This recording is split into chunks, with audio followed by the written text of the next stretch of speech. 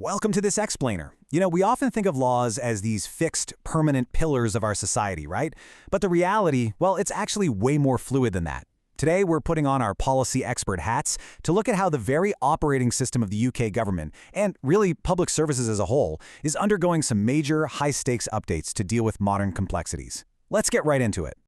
Here's the roadmap for today's briefing. First, we'll cover the UK's unwritten rules. 2. Rewriting the Cabinet Manual.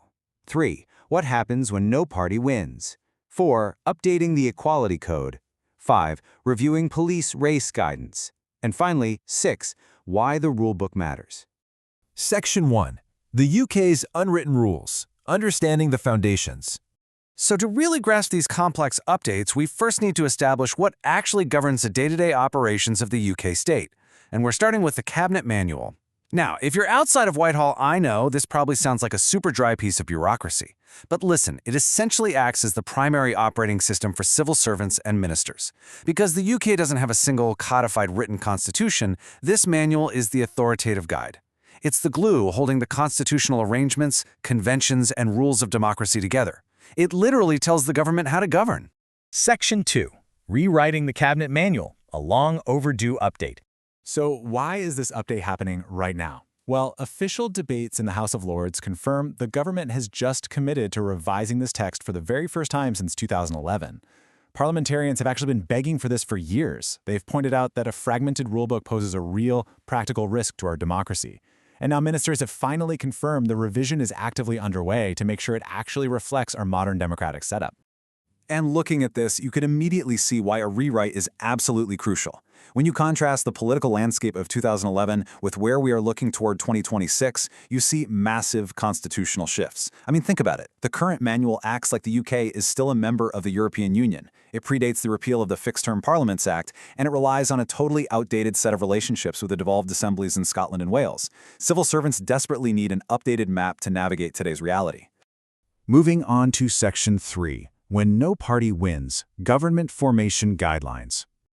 To see how this plays out in the highly specific and, let's face it, usually very tense conventions of forming a government, the second edition of the manual is going to explicitly spell out the step-by-step arrangements for a hung parliament. That's when an election doesn't hand a single-party majority.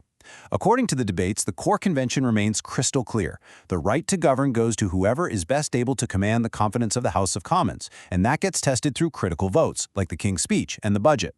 They aren't trying to invent new precedents here, but rather document the existing ones so clearly that we avoid total constitutional chaos down the line.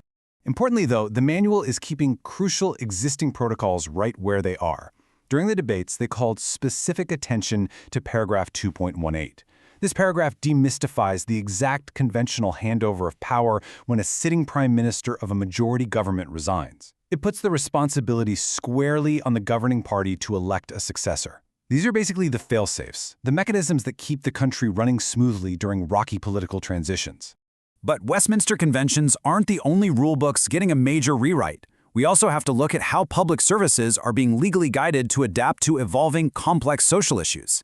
I mean, how exactly does a high-level law translate into the physical layout of your local business or a hospital ward? That brings us to Section 4, Updating the Equality Code, Translating the Law into Practice. Here we're looking at the newly debated Equality Act Code of Practice drafted by the Equality and Human Rights Commission. This is a vital document. It instructs services, public functions and associations on exactly how to comply with the Equality Act 2010. Maintaining absolute neutrality on what is obviously a deeply sensitive issue, the updated code implements the April 2025 Supreme Court ruling in the For Women Scotland case. The court clarified that single-sex spaces are based on biological sex, but at the exact same time it firmly affirmed that trans individuals must have dignified, respectful access to services. So the code makes it clear to providers that a women-only service is for biological women, while providing very practical guidance on ensuring trans people are supported, like, for example, offering mixed-sex facilities or individual lockable unisex toilets. The practical implications here are just immense. Official impact assessments suggest a central estimated annualized cost of £81.7 million to update facilities and comply with these new guidelines. That's a huge number. And crucially, 82% of this financial burden is expected to fall right on the private sector. It's really a prime example of how legal rulings create massive, real-world logistical and economic demands. Section 5. Reviewing police race guidance, accountability, and practice. The final piece of our policy update involves law enforcement, specifically the really intense ongoing scrutiny surrounding the police race action plan. This timeline shows you just how quickly policy can become the absolute center of a national firestorm. The plan launched in 2022. By 2025, independent oversight boards were already warning about a major funding cliff edge. But then everything accelerated in June 2026. Following the tragic murder of teenager Henry Nowak and the huge political debates over claims of two-tier policing, the National Police Chiefs Council announced it's actively reviewing its race guidance to remove any operational ambiguity and directly address public concerns. Now, this specific line from the 2022 plan has been at the very center of the political debate. Critics have argued this language creates a two-tier system. However, the independent board chair, Abimbola Johnson, robustly defended this core tenet. She emphasized that recognizing differences is entirely necessary to address systemic disproportionality in the justice system. The argument here is that tailored responses do not equal preferential treatment, but rather they equal effective policing. And compounding all these debates over guidance, official reports from the Home Affairs Committee, which were looking into the police response to the summer 2024 disorder, illustrate a deeply strained system.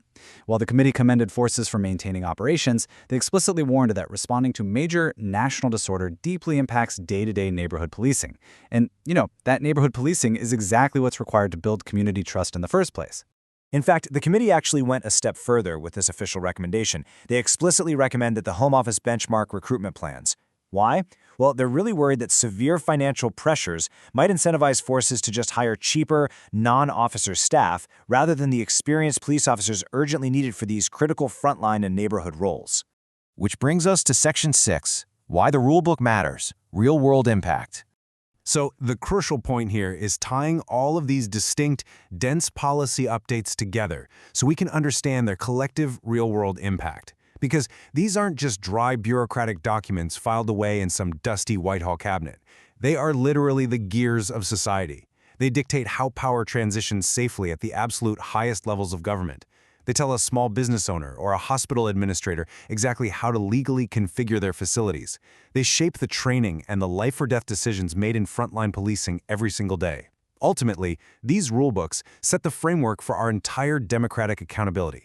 As the UK's operating system continues to patch and update its foundational policies, from the grand halls of Westminster straight down to your local cafe and your neighborhood police station, it leaves us with one vital, provocative question. In a society built on constantly evolving guidelines, who truly gets to write the rules? Thank you so much for joining me for this explainer. Keep questioning the framework, and I'll see you next time.